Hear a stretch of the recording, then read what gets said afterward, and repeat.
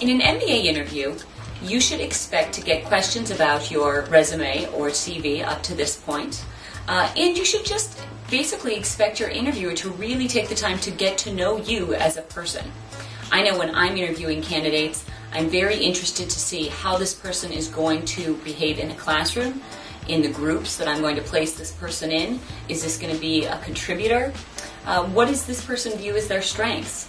So take some time before the interview to really sit down and focus on the points that you want to emphasize. One of the questions I usually end with, is there anything you didn't get a chance to tell me during this interview, to give the applicants a chance to shine? So just make sure that you are really covering all your strengths and all the things that make you a perfect candidate to a master's program. I think first, when you're creating your resume, you should think about the structure of your resume. At the very front end of your resume, you want to put a classified ad that best sells who you are and what you're able to do. If for some reason your interviewer only glances at your resume, it takes 8 to 10 seconds to look at your resume, at least they'll capture that information there.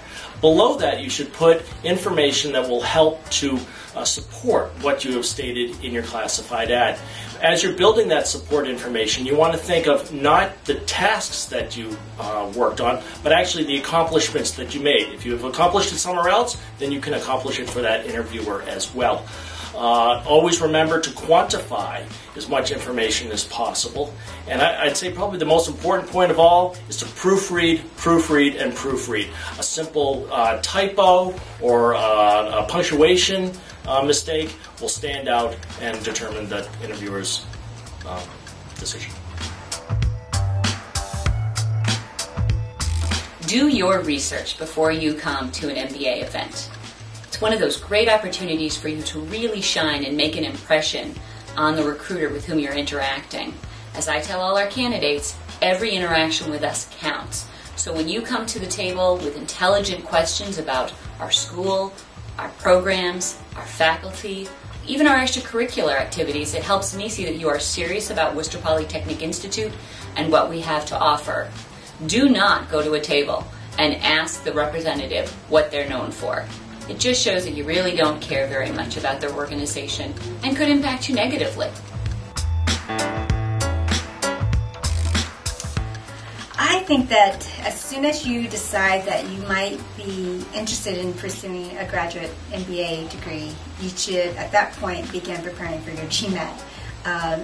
The GMAT is an important factor in your application because it's the one commonality across all applications, and so the admissions office tends to look at it and use it as an instrument to compare you with other students. The GMAT exam itself tests you not on content or knowledge that you've had in the past, but it tests you both analytically and logically. So it's a different type of test that requires a lot of preparation. A lot of it is just you getting used to the test and getting used to the types of questions that they ask. But start as early as you can. You should use the optional essay when there's a component of your application that you feel is going to raise questions among the admissions review team. If you have something in your past, maybe it's a bad semester or a very poor score on one of the standardized tests that you feel needs to be addressed, that's when you want to take advantage of the optional essay.